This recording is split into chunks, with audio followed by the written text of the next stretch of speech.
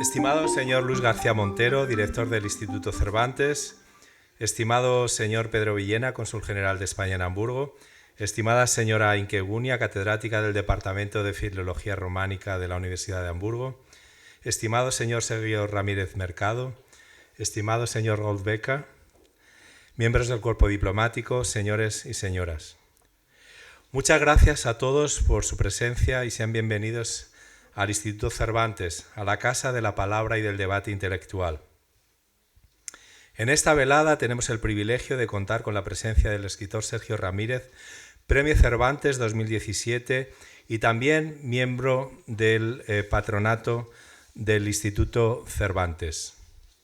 Sergio charlará con Inke Gunia, que es catedrática de Filología Románica de la Universidad de Hamburgo, doctora en Filología Española con su tesis sobre la literatura de protesta en México en los años 60 y 70 y cuyo ámbito de trabajo fundamental es la literatura hispanoamericana de los siglos XIX y XX.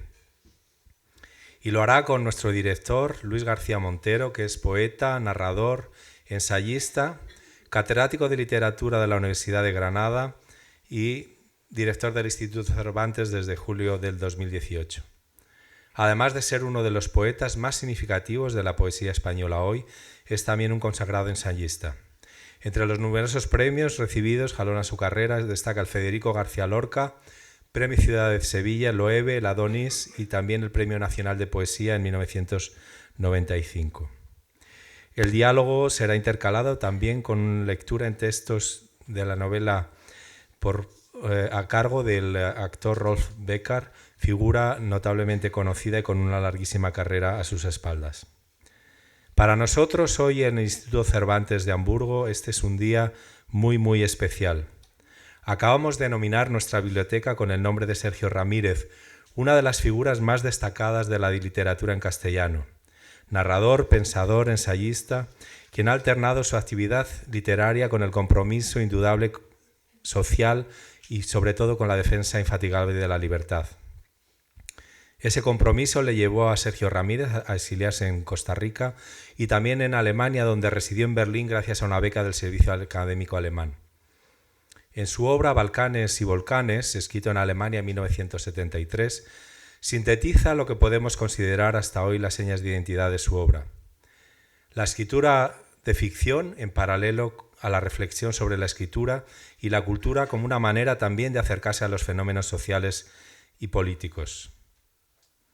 Esta presentación de esta noche, además, es nuestro broche de oro, nuestra contribución a la sexta edición del Festival del Otoño Latinoamericano y del Caribe, en el que participamos con el Senado de Hamburgo, la Fundación EULAC y los consulados latinoamericanos desde que se inició hace 6 años.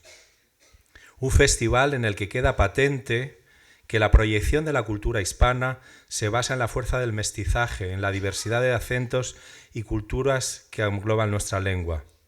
Un idioma que hace posible que 23 países seamos capaces de comunicarnos sin ningún problema, desde la Patagonia hasta Nueva York. Contamos con un tesoro que, gracias al trabajo compartido, nos hace cada vez más visibles y presentes en la sociedad internacional. Y ahora quiero citar en palabras de Carlos Fuentes, el escritor mexicano: el español es una lengua americana que nació en Europa.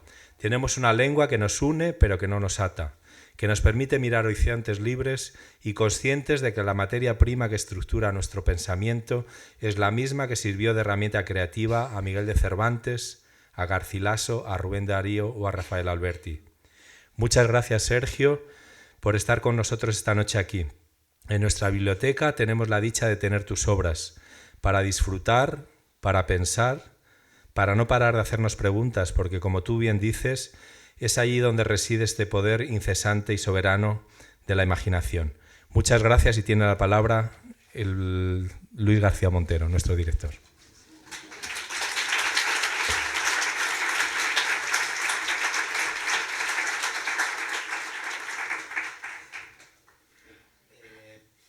Para mí es una alegría poder saludarles.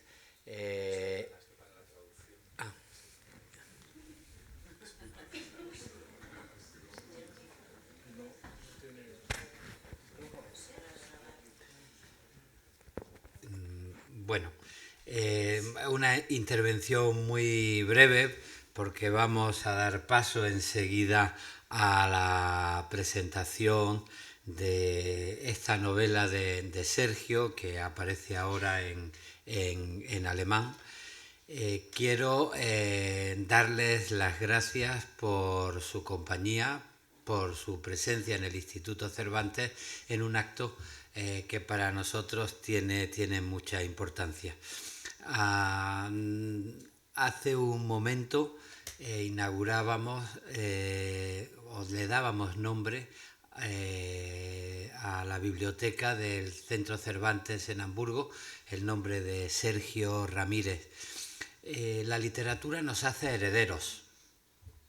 Un filósofo español de educación germánica, Ortega y Gasset, decía que la diferencia entre los animales y los seres humanos es que los alemanes tienen descendientes y los seres humanos tienen herederos.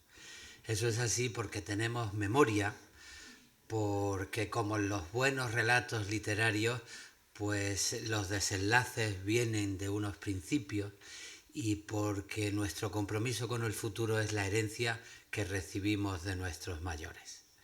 La importancia de la cultura es esa.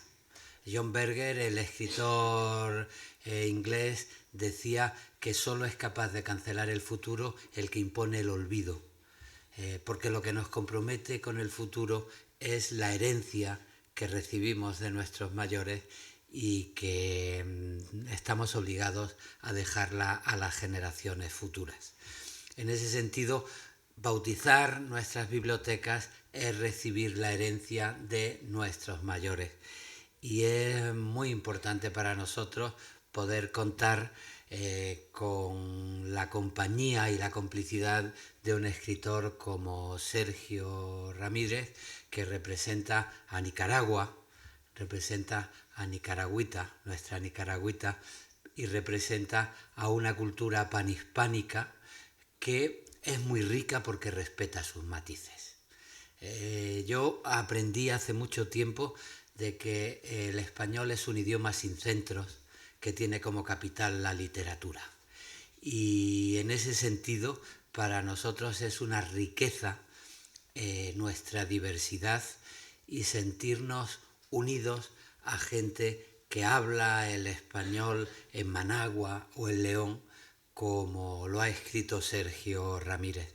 Por eso es tan importante estar aquí y por eso es tan importante que nuestra biblioteca en Hamburgo se llame Sergio Ramírez y es tan importante que nuestro edificio, nuestra sede, nuestro salón de actos sea una puerta al mundo para extender la literatura nicaragüense, la literatura en español a todos los países de lengua alemana y a todos los lectores en alemán.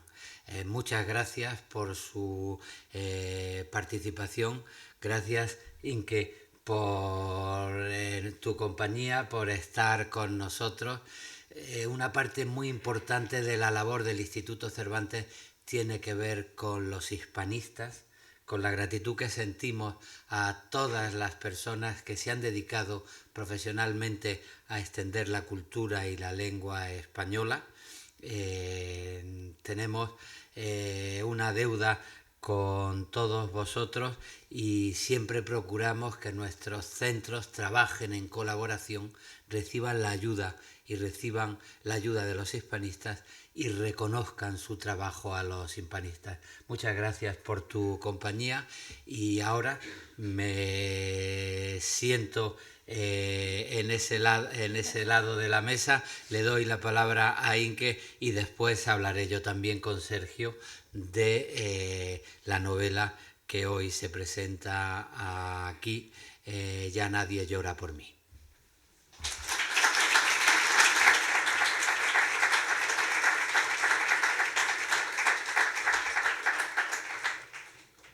Muy buenas noches. noches a todos ustedes. Y ahora aquí estoy con dos escritores. En realidad eso lo confieso ahora, o sea, lo revelo ahora. Son dos escritores. Estamos aquí juntos hoy, Luis García Montero y yo, para charlar delante de ustedes con Sergio Ramírez, y intentaremos situar la lectura de la novela Ya nadie llora por mí en el contexto de la vida y del autor, de un autor extremadamente creativo y socialmente comprometido. Voy directamente a mi primera pregunta para no perder tanto tiempo con palabras que no vienen al tanto. Así que la primera pregunta que te hago, ¿qué es lo que te viene a la mente cuando piensas en la Alemania de los años 70? Bueno, muchas gracias, Inke. Esos son muchos años. Sí. El muro de Berlín. Sí, yo no puedo decir el privilegio porque no era una situación ideal, pero yo en 1900, el verano del 73, cuando llegué a Berlín, el gran referente universal, debía a la Europa Oriental, de Europa Occidental, pero debía también al mundo, ¿no? A la sociedad occidental del mundo soviético, era este muro que estaba allí visible, partiendo una ciudad y que creaba una vitrina doble.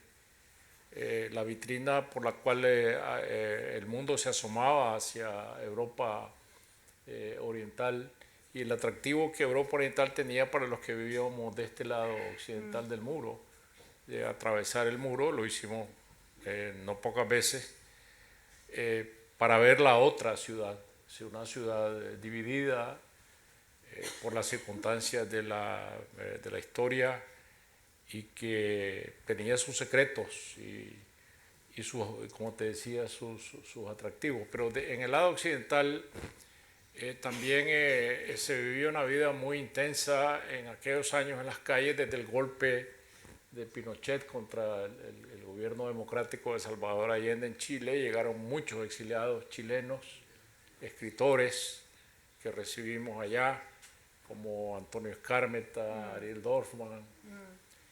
Luego eran también los meses de la Revolución de los Claveles en Portugal, la lucha contra la dictadura de los generales, los coroneles griegos, y todo esto convocaba manifestaciones en las calles en las cuales nosotros, por supuesto, participábamos. Serán años verdaderamente muy intensos. Muy intensos. Después de la experiencia de Berlín, regresaron, mejor dicho, a Centroamérica para entregarte por completo a la lucha contra el régimen de Somoza. En esta época ya tenías una familia, y yo como soy también madre de 2 hijos, tengo familia. Su esposa Gertrudis Guerrero Mayorga, un hijo y 2 hijas. ¿Alguna vez debías tener miedo por ellos? Bueno, son los años donde uno no toma en cuenta lo que los adultos llaman responsabilidad, ¿no? Cuando yo salí de Costa Rica, teníamos ya varios años de vivir allá. Yo tenía un cargo que a mi edad era muy importante. Yo era secretario general del Consejo de Universidades de Centroamérica, había sido electo por los rectores de las universidades para este cargo a los 27 años. Y cuando yo decidí presentar mi renuncia, pues algunos de los rectores creyeron que yo me había vuelto loco, ¿no? De dejar un cargo de esta responsabilidad para irme a correr la aventura de ser escritor en Berlín. Pero es lo que yo había elegido entonces. Y me fui con mi mujer, mis hijos, a correr esta aventura de la cual nunca me voy a arrepentir. Viví la circunstancia de que me pagaban por escribir, nunca se ha vuelto a repetir esto en mi vida. Y luego Al final de mi estadía en Berlín, un director de teatro francés, Armand Gatti, que llegaba a dirigir en los teatros de la Kudan. Kudam. Sí, y él me invitó a que yo me fuera a Francia con él porque se iba a abrir el centro Pompidou y había un departamento de cine y él quería que yo me fuera como guionista de cine. Pero entonces en ese momento yo volví a hacer otra elección, no irme a Francia, sino regresar a Nicaragua, porque venía la revolución. Yo sentía que había pasos de animal grande y que yo debería estar allí. Otra decisión de la cual nunca me he arrepentido, porque muchas veces me imagino con mucha angustia que yo podría haber ido a comprar el periódico a la esquina, Le Monde, y darme cuenta que Nicaragua había triunfado en la revolución. Tu estancia en Berlín también rindió frutos literarios, claro está, por eso te pagaron. En 1977 publicaste otra novela, o publicaste la novela Te dio miedo la sangre, y en lengua alemana apareció esa novela 2 veces, en 1980 en la RDA y en 1983 en la BRD. Tus ficciones literarias ahí se apropian de una forma muy particular de la realidad empírica y social, y el público internacional te alaba por ello. Tienes que estar enojado para crear estos universos literarios, y si esto es el caso, quiero saber qué es lo que te enoja actualmente respecto a lo que pasa en el mundo. Bueno, me enoja en primer lugar lo que ocurre en mi país, ¿no? Que una revolución fue entregada a la corrupción y al autoritarismo y nos libramos de una dictadura y caímos en otra quizás peor, ¿no? Es lo primero. Y en segundo lugar, yo sigo creyendo en las utopías y creo que es un tiempo de ajuste de cuentas en el mundo otra vez, como en los años 60, ¿no? Estábamos hablando de los 70 en Berlín, pero los años 60 son los años de mi generación, y yo creo que es la mejor década del siglo XX, ¿no? Porque es donde se forjaron los sueños de toda una generación. Fue la época de la lucha por los derechos civiles de Luther King, las protestas contra la guerra de Vietnam, la descolonización, la liberación de Argelia. Tiempo de cambios muy profundos en el mundo, acompañados que pues nada menos que por la banda sonora se la pusieron los Beatles y los Rolling Stones a esta época, ¿no?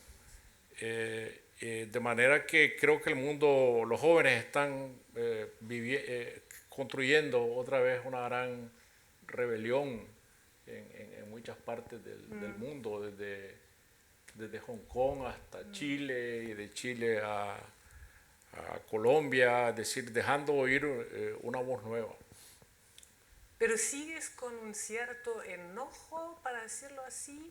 Es que si uno está conforme con el mundo, deja de escribir, ¿no? Ya, estar conforme con el mundo es más allá de la vejez, creo yo.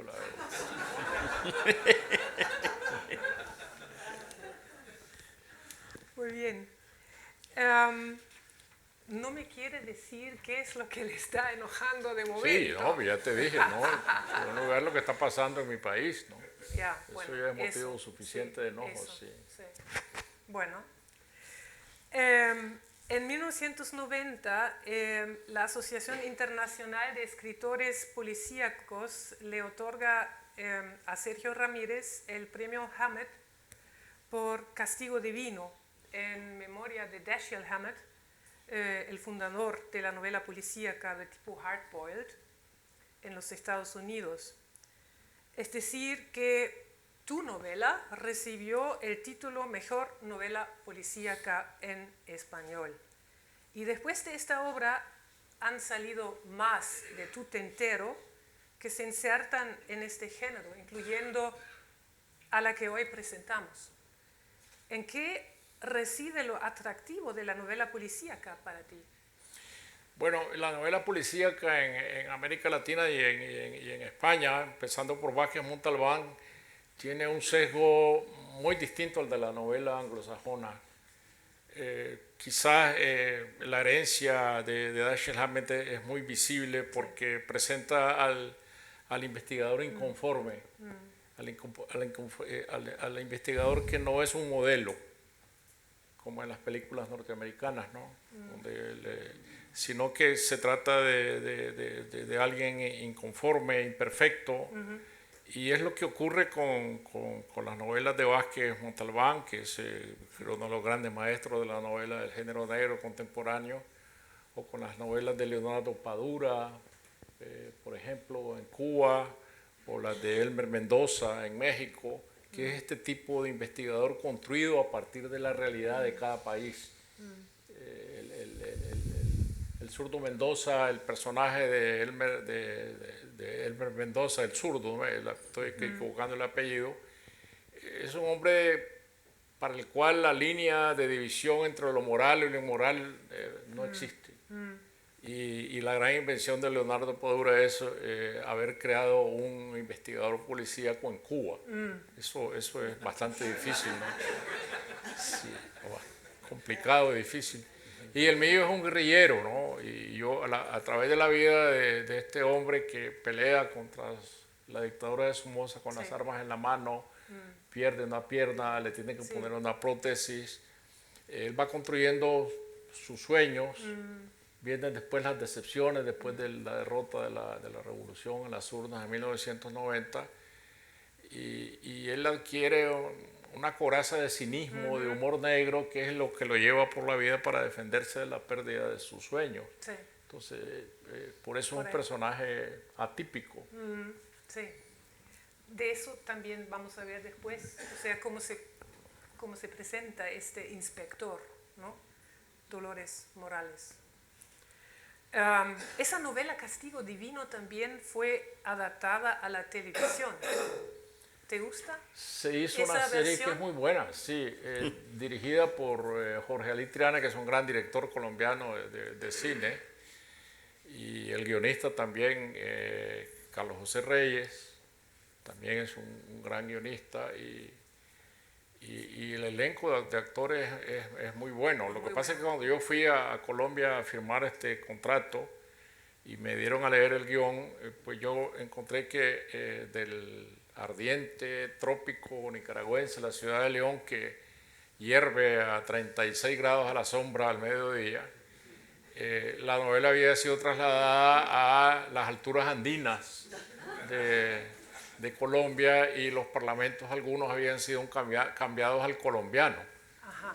Es decir, aquí hay, cuando se traduce un libro, en este libro he visto que dice traducido del español nicaragüense. Eso es muy correcto porque hablamos muy distintas clases de español en América Latina. Entonces yo le dije al guionista que yo no tenía nada más que decir, que hicieran la película a los colombianos. Yeah. Con abrigos y chimenea, con abrigos y un páramo frío, ¿no? Pero son 14 capítulos realmente muy buenos. Sí. Otro aspecto de tu rica obra constituye algo que me sorprendió realmente, el cuento infantil La jirafa embarazada, que apareció en 2013 en Costa Rica. Y yo me estaba preguntando, ¿cuáles son, según tu opinión, las historias que hay que contarles hoy a los niños de Centroamérica? Pues yo creo que aquellas que tienen que ver con las cosas reales que pasan, ¿no? Ese cuento de la jirafa que yo cuento en ese cuento, pues, es que realmente ocurrió. En Nicaragua todo quiebran los circos, las compañías de teatro. ¿Y esa mujer se queda con la jirafa? Claro, sí, se le llamaban la managüita. Claro, porque esta jirafa, el circo quiebra. y no hayan que hacer con los animales, unos los regalan, otros los venden, y esta mujer se queda con la jirafa que sobresalía sobre los árboles que rodean las casas en Managua, ¿no? Porque el circo realmente había quebrado. Y la mujer que tampoco es, o sea, viene de una familia acomodada, ¿no? Sino más bien modesta, ¿no? Bueno, yo ya no me hago responsable de esa parte, ¿no? De cómo le daban de comer a la jirafa. ¿Y quién come una jirafa, no? La lista de los premios que recibiste es muy, muy larga y culminó el año pasado en la entrega del Premio Cervantes, equivalente al Premio Nobel de Literatura en el mundo hispanohablante. Los premios, claro está, son sumamente importantes para la promoción de un bien cultural como la literatura. Hay una anécdota que aquí hoy nos puedas contar y que tiene que ver con todo este mundo especial de los premios, de los jurados, de los festivales. Bueno, yo creo que aquel que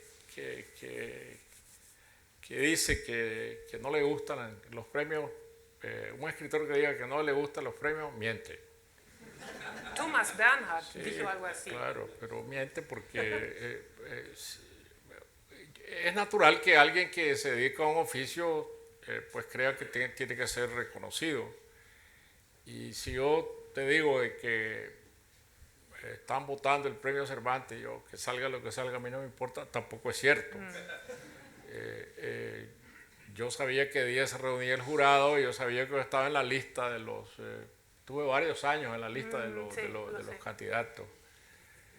Y el premio se falla al mediodía pues yo he sido jurado 2 veces ahora.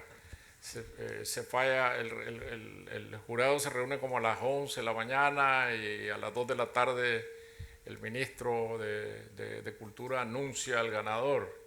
Eso es la madrugada en Nicaragua, es una madrugada infernal.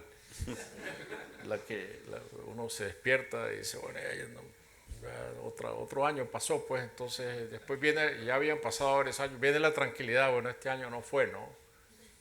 Y esa vez yo creí que ya había pasado todo, hasta que me llamaron por teléfono de Madrid, y yo dije, si me llaman de Madrid no es para decirme que perdí, ¿no?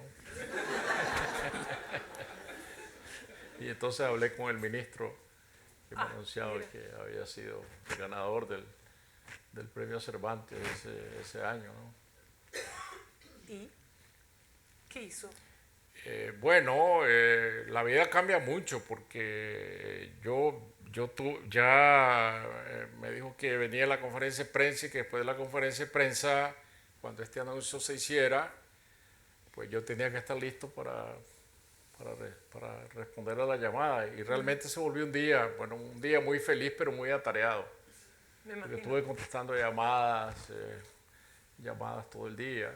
Por la prensa. La prensa, me llamó el presidente de Colombia, el presidente de Costa Rica. Sí funciona. Sí, claro, para felicitarme. Sí, en realidad no lo sabía cómo funciona esto, o sea, cuando se otorga un premio tan importante como este, ¿no? Sí, bueno, en el mundo hispánico claro. Es una pequeña conmoción, ¿no? De un momento a otro hay que contestar miles de preguntas y dar entrevistas y... Sí, convocaron a conferencia de prensa en la casa, porque llegaron los periodistas, contestar las entrevistas y todos los mensajes de felicitación. Sí, es un día muy atareado, ¿no? Muy bien, entonces en 2017 apareció esa novela que hoy vamos a presentar, Ya nadie llora por mí, y este año la traducción alemana de Lutz Kliche también apareció. El lector familiarizado con tu obra pronto se da cuenta de que el personaje protagónico, ese inspector Dolores Morales del cual acabamos de hablar, ya lo conoce de otra novela tuya, publicada 10 años antes. O sea, me refiero a El cielo llora por mí, igualmente traducida por Lutz Kliche. Me imagino que es uno de tus compañeros de vida en cuanto a la literatura. Lutz, Ya. sí, somos muy amigos. Y él ha vivido muchos años en Nicaragua, entonces conoce el español de Nicaragua muy bien. Sí.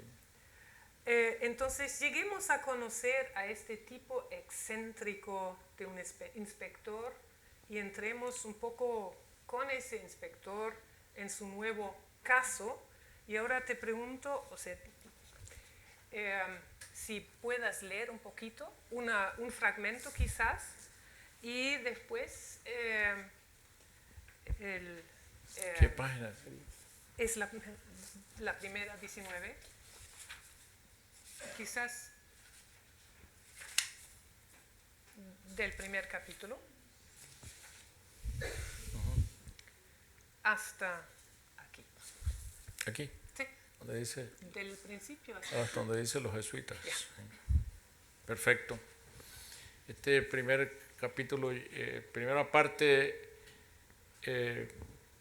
empieza con un epígrafe de Macbeth que dice: me ha parecido que el bosque empezaba a moverse.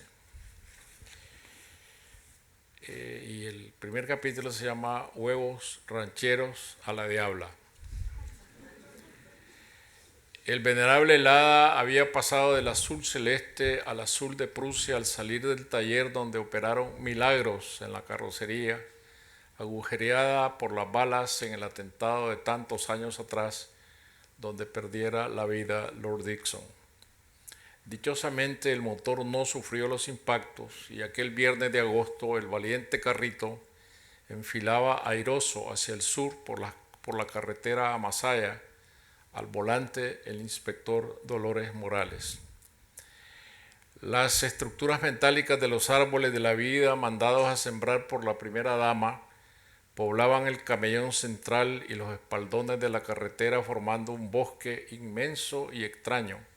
Los arabescos de sus follajes amarillo huevo, azul cobalto, rojo fucsia, verde esmeralda, violeta genciana, rosa mexicano y rosado persa alzándose entre la maraña de los rótulos comerciales. Siguiendo las indicaciones del mapa que llevaba en el asiento de al lado, tomó hacia el oeste por la pista Jean-Paul Genie en la rotonda de Galería Santo Domingo y luego a la altura del Club Terraza y rumbó otra vez al sur por el antiguo Camino de las Viudas, dejando atrás el Hotel Barceló y el Colegio Centroamérica de los Jesuitas. Muchas gracias.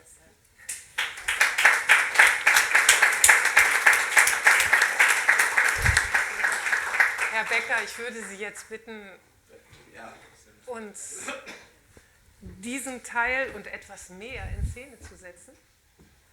Ich höre das ja viel lieber auf Spanisch, weil die Sprache viel mehr Musik beinhaltet oder transportiert.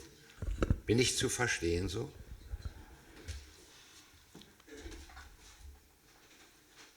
Um mich weint niemand mehr. Der altehrwürdige Lada war nicht mehr Himmel, sondern dunkelblau, als er die Werkstatt verließ, wo man an der von Kugeln durchlöcherten Karosserie wahre Wunder vollbracht hatte. Glücklicherweise hatte sein Motor bei dem Attentat, durch das Lord Dixon Jahre zuvor sein Leben verlor, keine Einschüsse erlitten. Und so bog das tapfere Wägelchen an diesem Freitag im August elegant Richtung Süden auf der Ausfallstraße nach Masaya ein. Am Steuer der Inspektor Dolores Morales.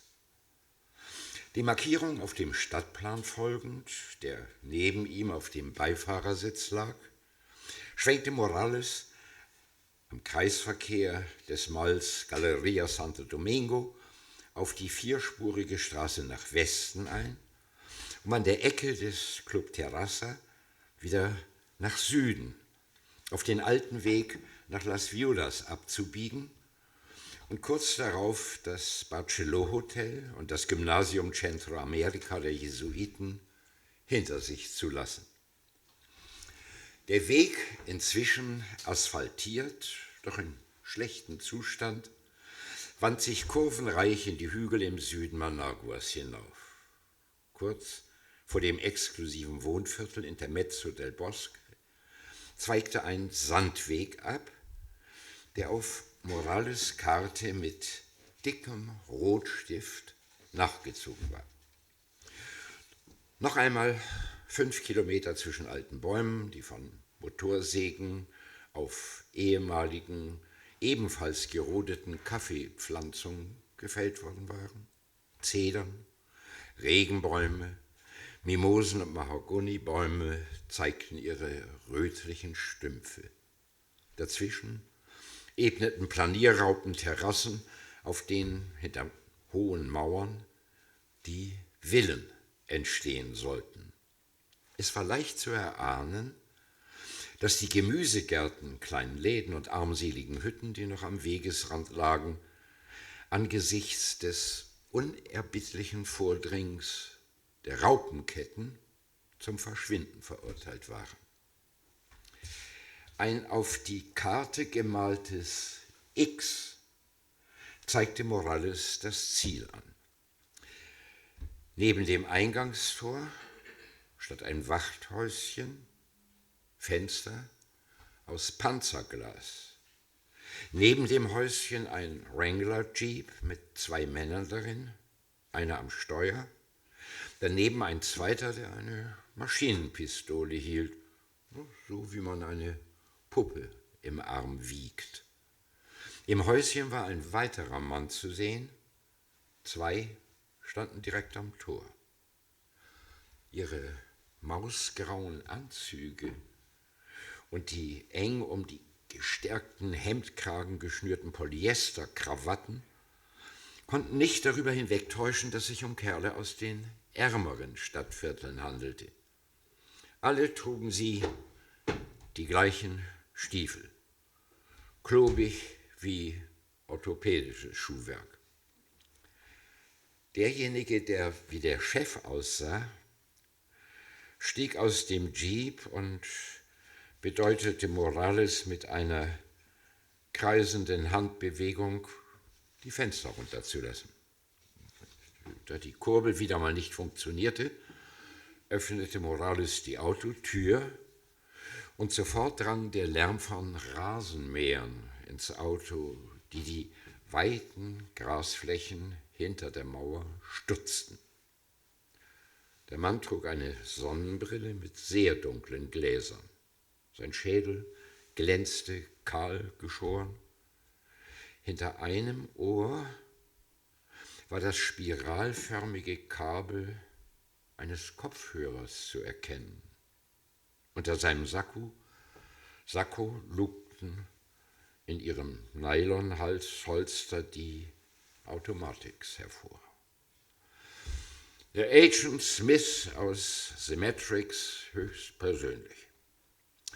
Mit knapper Höflichkeit bat er Morales um seinen Ausweis, fotografierte diesen mit dem Handy, gab ihm Morales zurück und heftete ihm auf der Herzseite eine Anstecknadel ans Hemd, das Erkennungszeichen für Besucher.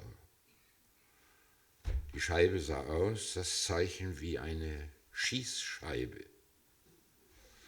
Der Mann im Wachhäuschen erhielt den Befehl, das elektrische Tor zu öffnen, das augenblicklich, fast geräuschlos zur Seite glitt, und der Wrangler setzte sich vor dem Lader in Bewegung. Alles hinter der Mauer sah so aus wie bei den Golfturnieren im Kabelfernsehen, bei denen Tiger Woods mitspielte, sanfte Hügel, die am Horizont sich verloren, der Rasen wie das Tuch eines Billardtisches, gesprenkelt mit Bäumen, die per Kran dorthin verpflanzt worden waren. Im Sonnenlicht dieses Augustmorgens glänzte in der Ferne ein künstlicher See. Die Reifen des Lader glitten leise knirschend über den seidenglatten Asphalt des Fahrweges, als er hinter dem Wrangler herrollte, während die Rasensprenger feine, schillernde Wasserschleier auf die Grasflächen regnen ließen. Sogar noch der heitere blaue Himmel mit seinen harmlosen Postkartenwolken schien zu einem anderen Land zu gehören. Der Wrangler hielt neben einem Schild, das den Besucherparkplatz markierte, und unser Agent Smith wies ihm den Platz zu, wo er das Auto abstellen sollte, obwohl die gesamte Asphaltfläche frei war. Morales stieg aus, wobei er zuerst die Spitze seines Gehstocks aufsetzte. Er hatte zugenommen und benutzte den Stock, um die zunehmenden Hüftschmerzen an der Seite seiner Prothese zu lindern. Mit derselben knappen Höflichkeit wie zuvor forderte Agent Smith ihn auf, seine Aktentasche zu öffnen. Dann ließ er ihn, den Gehstock in der einen, die Aktentasche in der anderen Hand, die Arme ausstrecken, die Beine spreizen, um ihn abzutasten. Dabei stieß er auf den 38er Revolver mit dem kurzen Lauf, den Morales wie üblich in einem Holster mit Klettverschluss am Prothesenschienbein befestigt hatte. Agent Smith übergab den Revolver mitsamt dem Holster einem seiner Untergebenen, der ihn in einer durchsichtigen Plastiktüte verstaute, ihm eine Abholmarke dafür gab. Gleich darauf kam ein Golfwägelchen herangefahren, dessen biegsame Antenne ein Fähnchen schmückte. Soweit zunächst mal.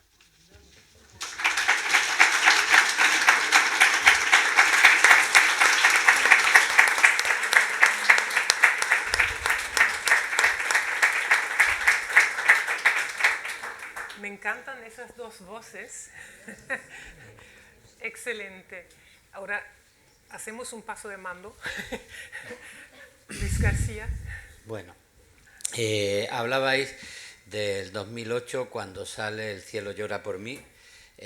Años después aparece esta novela Ya nadie llora por mí, protagonizada también por un policía que por la situación de su vida y por la caída en desgracia frente a las autoridades, pues pasó de inspector de policía a detective privado, y que se llama Dolores Morales. Decía Sergio que escribir es ajustar cuentas con el mundo, que si uno está de acuerdo con el mundo en el que vive dejaría de escribir. Vamos a empezar por el nombre, Dolores Morales. ¿Tiene alguna significación el nombre y el apellido de tu protagonista? Termina teniéndola. Lo que pasa es que es difícil de explicar esto porque es que en Nicaragua hay niños a los que bautizan con nombres femeninos, pero es porque las madres los encomiendan a la Virgen, ¿no? A la Virgen de los Dolores, a la Virgen de la Merced, a la Virgen de la Luz, a la Virgen de... Pues yo tenía un tío que se llamaba Merced Gutiérrez, siendo varón, y existe...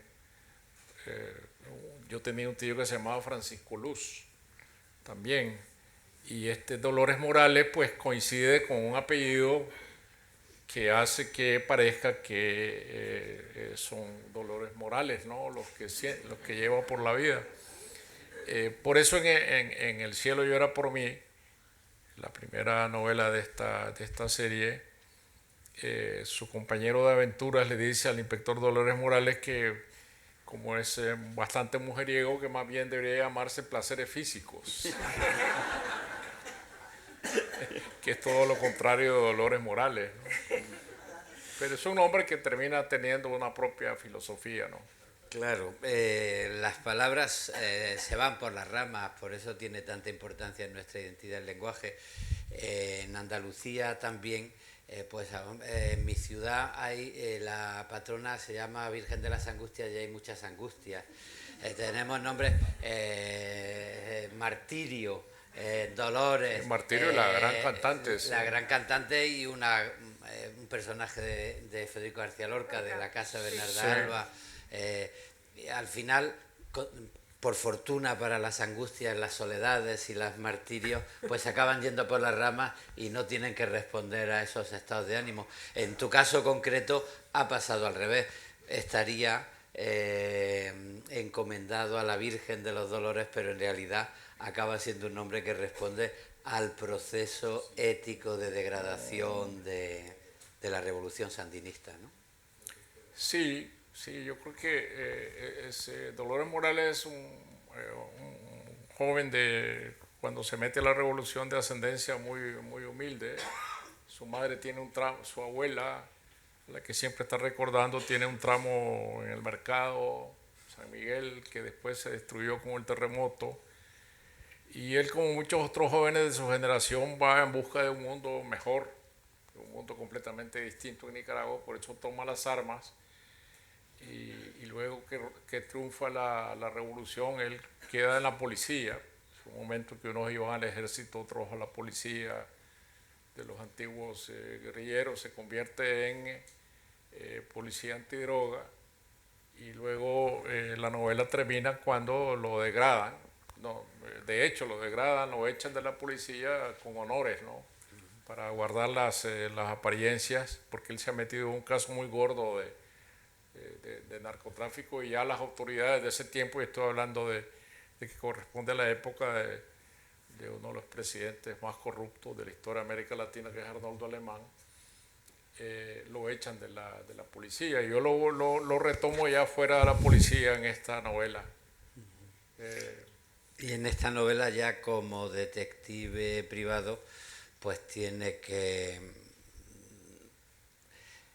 habérselas también con antiguos compañeros de la revolución sandinista que están en convivencia con nuevos focos de autoridad, nuevos ricos, para pasar del nombre del protagonista al argumento, sin desvelar nada, pero hay una situación familiar difícil donde un señor abusa de la hija de su mujer. Eso también nos suena en la historia reciente, ¿no? Es parte de la historia contemporánea de Nicaragua, sí. Sí. Pero vamos a ver, este detective que tiene una oficina mal puesta en Nicaragua y que ve solo casos menores, porque infidelidades conyugales, un marido que quiere saber si la mujer lo engaña, entonces él va y lo fotografía en la salida de los moteles, ese tipo de investigaciones. De repente le cae un caso que se lo encarga un millonario, que es la parte que hemos leído, su viaje hacia la casa. La novela empieza con su viaje hacia la casa de este millonario que le gusta enseñar la riqueza. Los nuevos ricos, hay viejos ricos que ya no les importa enseñar la riqueza de las viejas familias tradicionales en Nicaragua, pero los nuevos ricos sí quieren que se vea todo. Entonces vive como en un campo de golf, vive como en un club campestre, ¿no? Pero ¿de dónde viene su fortuna? Su fortuna viene de negocios anteriores a la época en que estamos narrando la novela, que es el gobierno de Daniel Ortega. Viene de la corrupción anterior y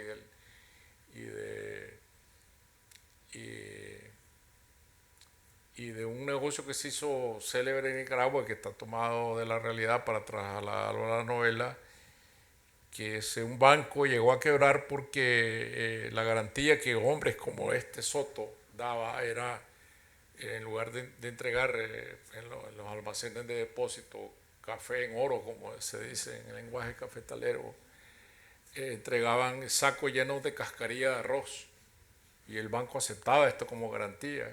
Entonces el banco quebró y se hizo un gran escándalo, y Soto es beneficiario uno de los beneficiarios de este fraude. Entonces es una fortuna fraudulenta, pero está protegido por el poder político. Y es ahí donde viene la gran anomalía ética, ¿no? Y cuando el inspector Morales se mete a revelar este asunto, entonces cae bajo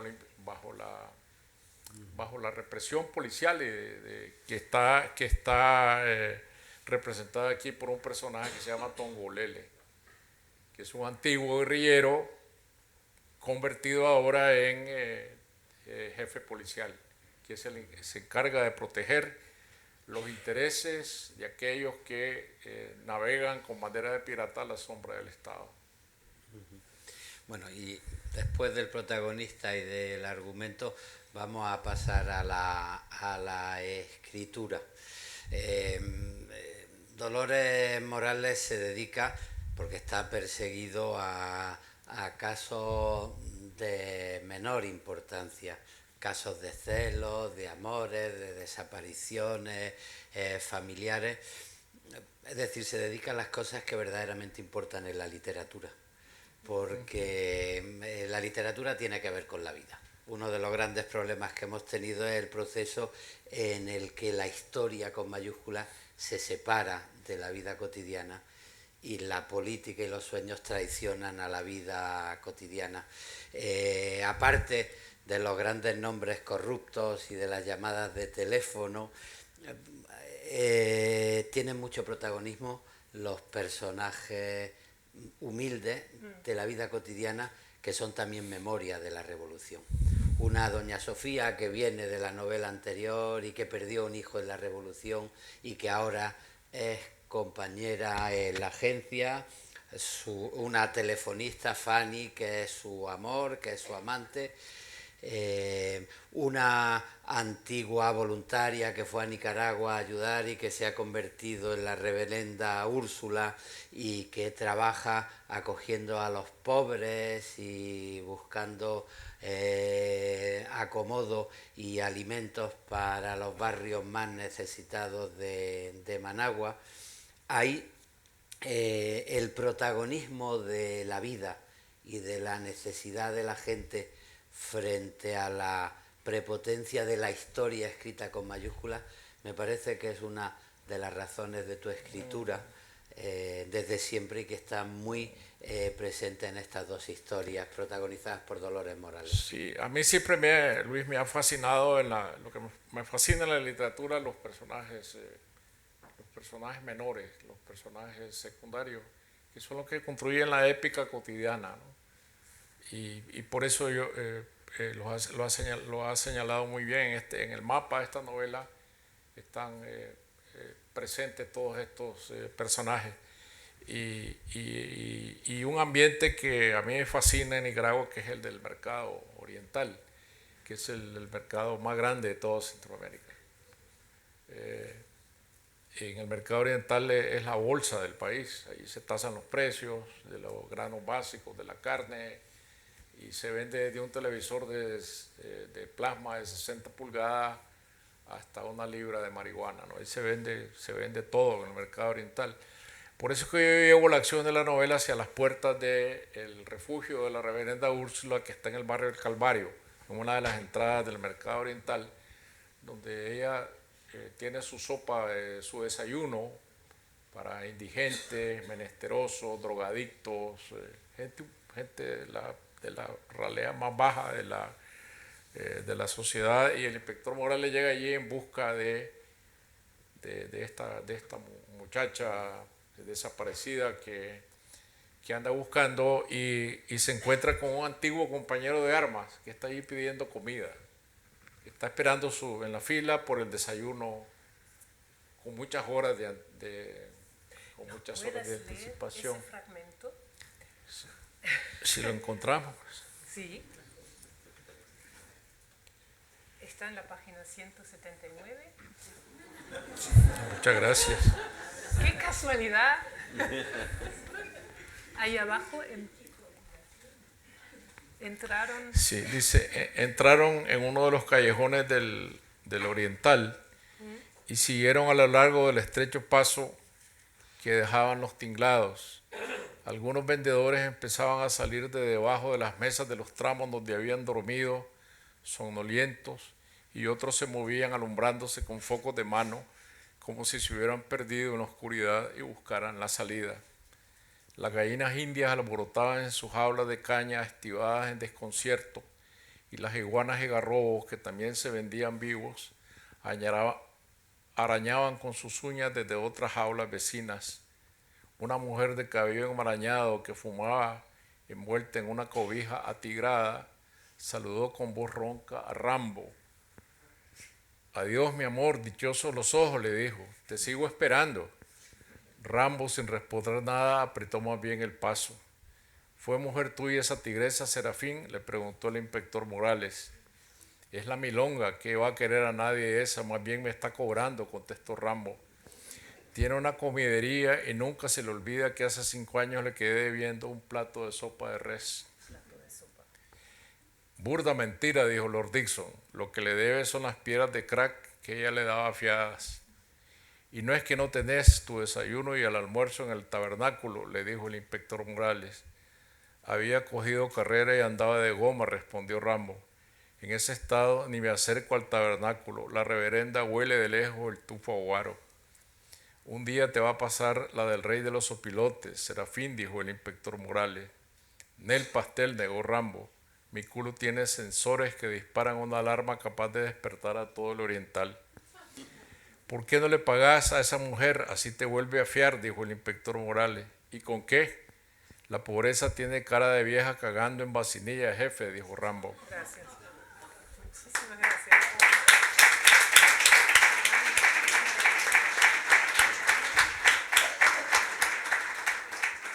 Dürfen wir noch mal Ihre wunderbare Stimme hören und Ihre...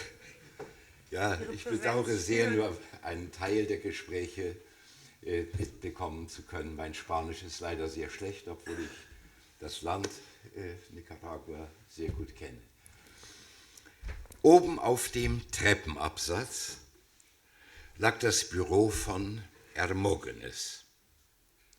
Der ging hinein, ohne etwas zu sagen. Er erwartete offensichtlich, dass Inspektor Morales ihm folgte. An einer Wand hing wie ein dunkler Spiegel ein großer Plasmabildschirm, an einer anderen die Vergrößerung eines Fotos, auf dem er im Haus des Volkes eine Auszeichnung entgegennahm. Die Klimaanlage surrte leise. Vor seinem von einer Glasplatte bedeckten metallenen Schreibtisch, auf den er Morales' Revolver legte, nachdem er die Patronen aus der Trommel genommen hatte, stand eine Sitzgarnitur, bestehend aus einem zweisitzigen Sofa und 2 Sesseln, die mit perlgrauem Plüsch bezogen waren. Er setzte sich auf den Chefsessel hinter dem Schreibtisch, bedeutete Inspektor Morales, sich auf eins der Sofas zu setzen. Morales hatte kaum Platz genommen, da fühlte er, wie sich etwas in seiner Nähe bewegte. Und er erschrak nicht wenig, als er in der Ecke einen Aasgeier entdeckte, der zum Schreibtisch hüpfte, sich mit einem Flügelschlag hinaufschwang. Den habe ich gezähmt, als er ein Küken war, erklärte Hermógenes, öffnete eine Schublade und zog ein in Zeitungspapier gewickeltes Stück Papaya heraus. Aas mag er überhaupt nicht. Er frisst gern Obst und in Milch geweichtes Brot.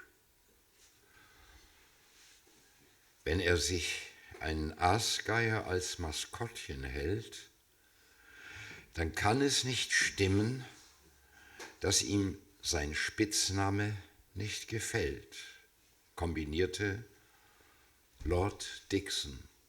Lord Dixon, die innere Stimme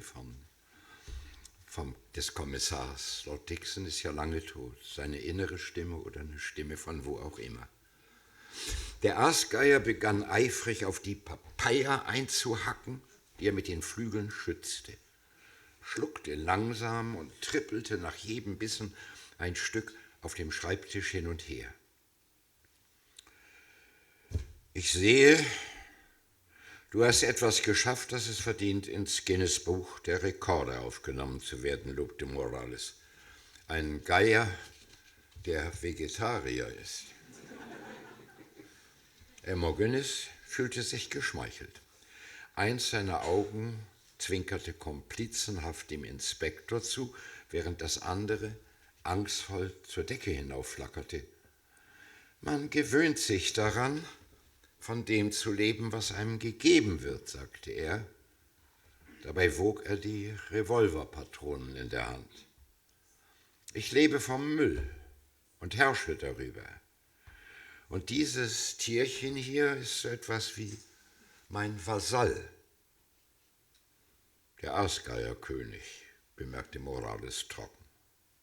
Ja, in voller Lebensgröße, nickte Hermogenes, während sein eines Auge weiter an der Decke umherirrte. Sag, was kann ich für dich tun? Der Geier drehte sich um, sah den Inspektor an, der sich den Beinstumpf an der Prothese rieb. Das Treppensteigen hatte ihm Schmerzen bereitet. Ich will das Mädchen sehen, sagte er. Der Mund von Hermogenes blitzte auf. Und wer hat dir gesagt, dass sie hier ist? Ich sage es. Wenn ich am Ende eines Weges ankomme, dann gibt mir mein kaputtes Bein darüber immer Bescheid. Ja, dann sag deinem Bein, es soll nicht schlapp machen. Vielleicht hat es ja noch ein ganzes Stück zu laufen. Weißt du über die Sache zwischen ihr und ihrem Stiefvater Bescheid? Ich weiß nur das, was mir die Frau Pastorin sagt, antwortete Hermogenes und ließ die Patronen auf die Glasplatte des Schreibtisches fallen. Ich frage nie nach Dingen, die mich nichts angehen.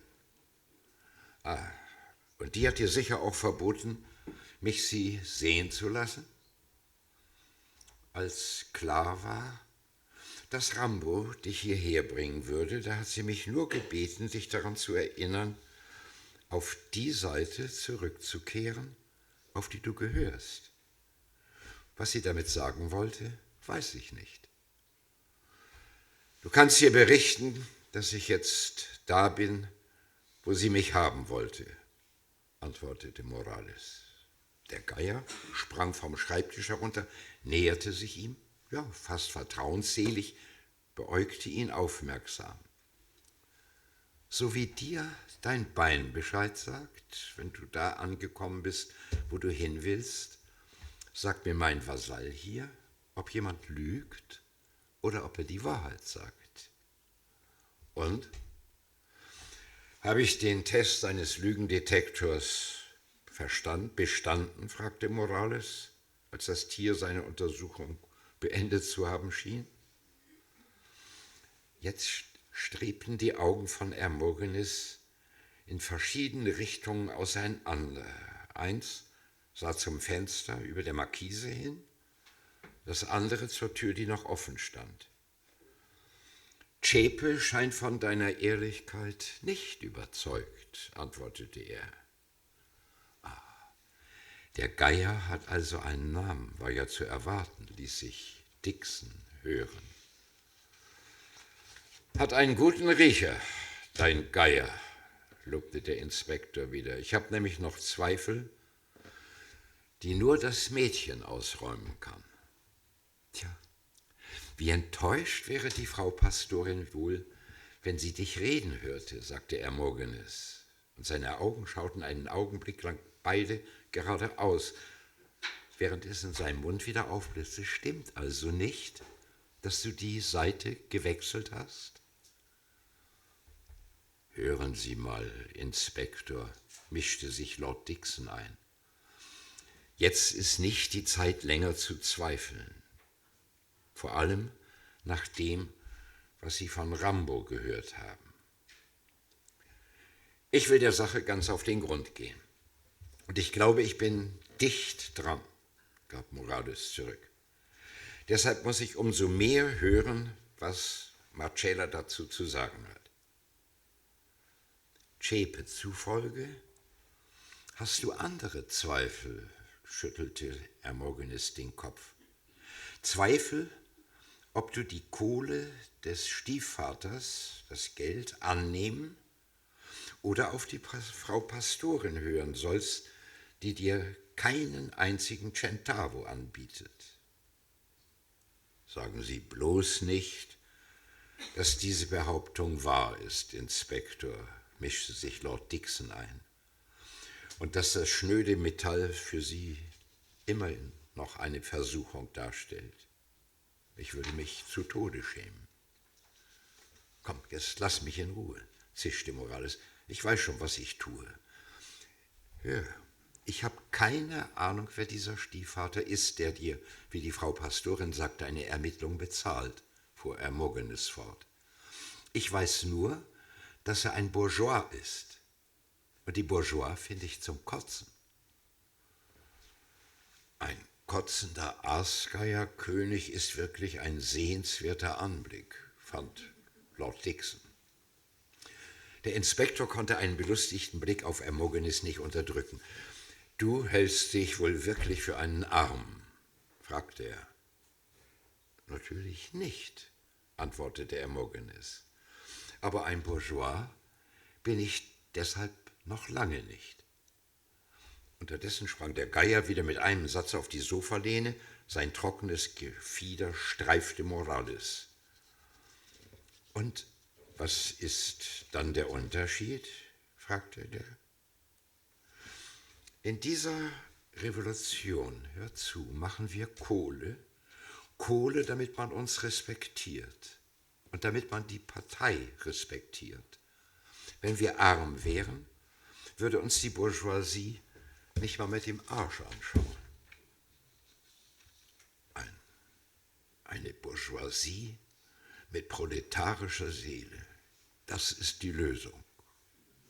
So Lord Dixon. Und die Bourgeoisie, wollte der Inspektor wissen? Glaubst du, die Bourgeoisie schläft indessen? Die Bourgeoisie? Sie ist noch eine Weile da, aber wenn der Moment gekommen ist, wird sie überflüssig. Die berühmte neue ökonomische Politik von Lenin, die NEP. Nur noch ein bisschen besser. So in etwa, spottete Lord Dixon. Ja, aber der Stiefvater des Mädchens, er kommt von ganz unten, sagte Morales. Er ist wie du, ein Aasgeierkönig, nur mit Hubschrauber. Darüber wollen wir nicht streiten. Auf der Liste der Partei werden Leute seines Schlages als, ich will sagen, taktische Verbündete geführt. Das ist für mich Gesetz. Weißt du was? Dann lass mich endlich jetzt mit der Stieftochter des taktischen Verbündeten reden, schlug Morales vor.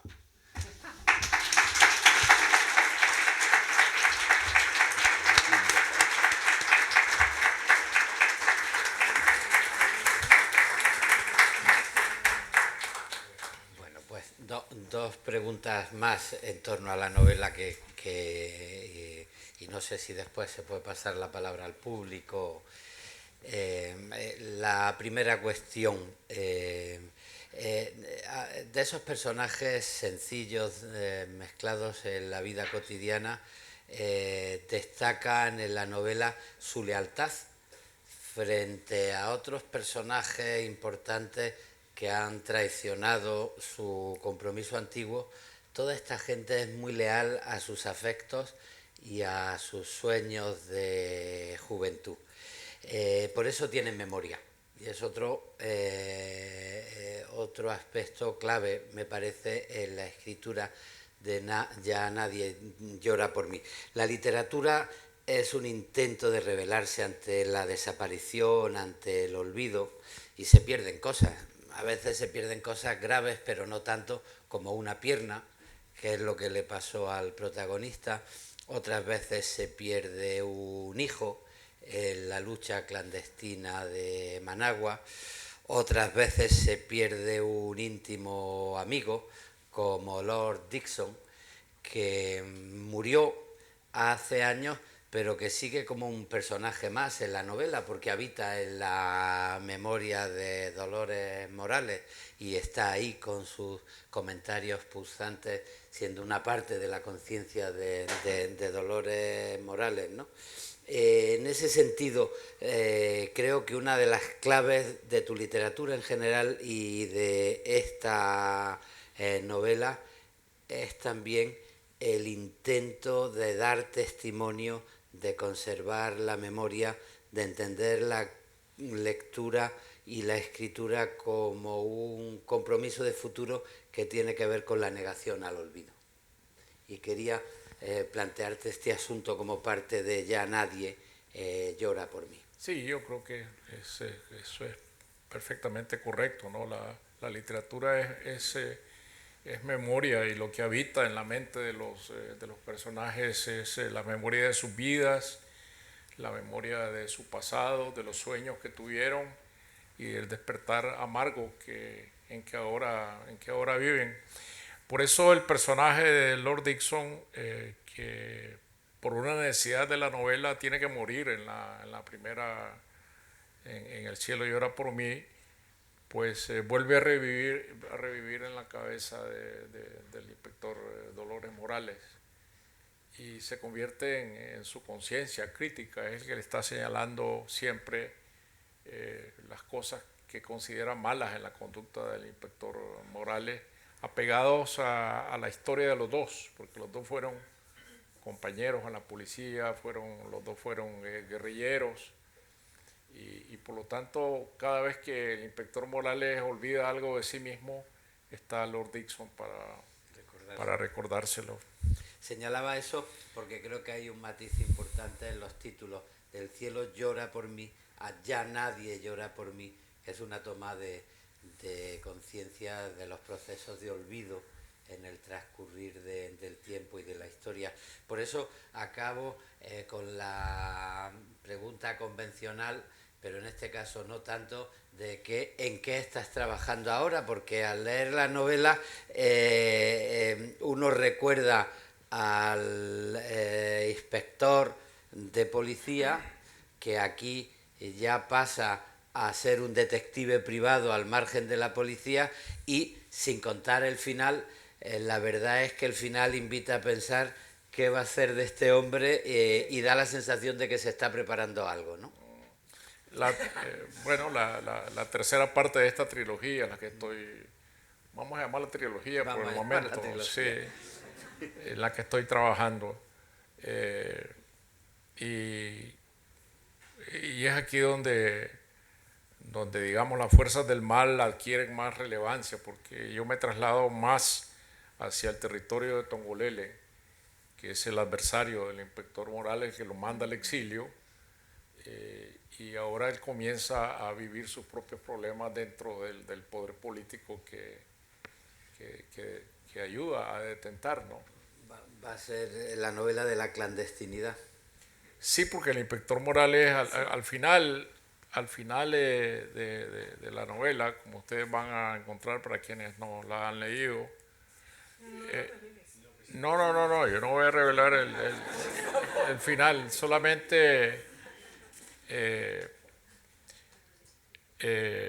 ellos terminan en el exilio, ¿no? Sí. Son forzados al exilio, tanto el inspector Dolores Morales como Rambo. Y el inspector Morales está en Honduras, en territorio de Honduras, cuando él se ve precisado a regresar a Nicaragua.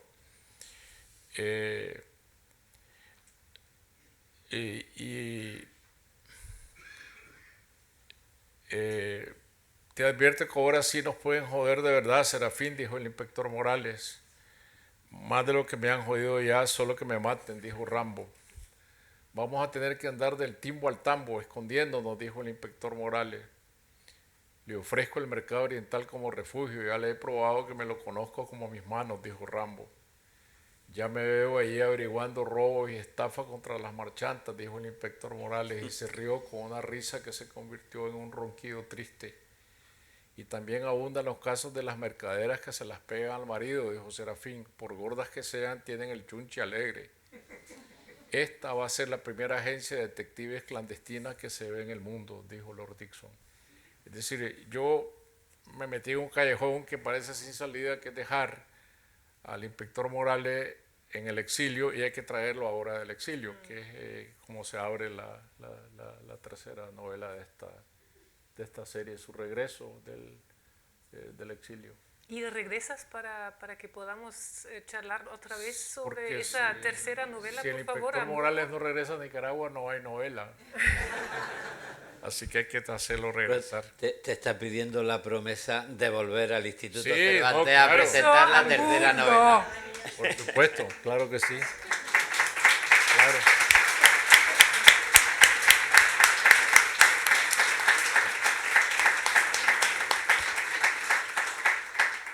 Me imagino que el público también tiene algunas preguntas urgentes en español o en alemán, como sea. Isabel está preparando el micrófono. Ahí.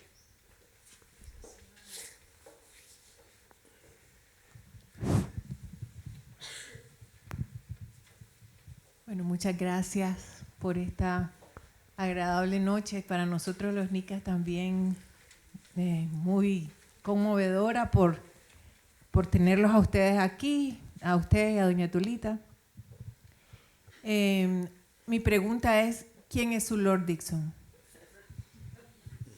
Es una pregunta bastante difícil de entender, ¿no? de contestar. Uno siempre tiene en el oído a alguien que está indicándole cuando hace las cosas mal y no le deja en paz. Entonces quizás mi Lord Dixon no tiene nombre, pero existe. Es Lord Dixon, sí.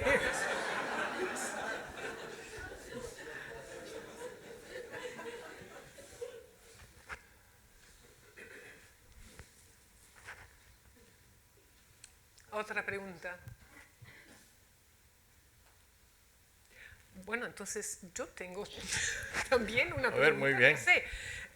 Es que podríamos dedicar también algunas palabras a las generaciones venideras de escritoras y escritores en Nicaragua, bueno, en Hispanoamérica, en Centroamérica, porque desde hace algún tiempo te comprometes con la promoción de nuevos talentos provenientes no solamente de Nicaragua, sino de otros distintos países hispanoamericanos.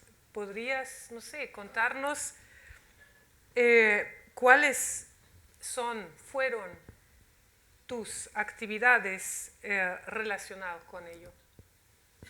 Bueno, nosotros organizamos desde hace 6 años un festival de narrativa, sobre todo dirigido a jóvenes, que se llama Centroamérica Cuenta, que lo realizamos en Managua al principio, pero a partir del año pasado tuvimos que suspenderlo por los acontecimientos que se dieron en el país y este año lo retomamos en San José de Costa Rica y el próximo año será en Guatemala y en el año siguiente en Panamá y después en la República Dominicana. Ya están comprometidos estas sedes. Entonces invitamos a escritores del mundo a encontrarse con los escritores centroamericanos alrededor de una agenda literaria abierta. Tenemos también presentaciones de libros, lo hacemos con motivo de las ferias del libro en Costa Rica, en Guatemala y luego en Panamá, en la República Dominicana también será así. Y es una manera de sacar la literatura centroamericana al mundo, ¿no? Que se conozca qué es lo que los jóvenes y los escritores en general están haciendo en Centroamérica y que por su parte también los centroamericanos conozcan lo que se está haciendo, escribiendo en el mundo. Llevamos escritores de Alemania, de Francia, de España, de distintos países de América Latina. Y saldrán antologías, me imagino. O en Francia ya se hizo, se han hecho en Francia 4 antologías de escritores jóvenes relacionadas con el festival. Sí. Muy buena acción. Bueno, sí. ¿Están todos satisfechos? La última palabra la tiene. No, muchas gracias por la magnífica presentación, Inke, Luis, Sergio, ha sido muy, muy entrañable y no podíamos estar más felices. Ralf, Becca, fantástico como siempre. Y bueno, pues ahora...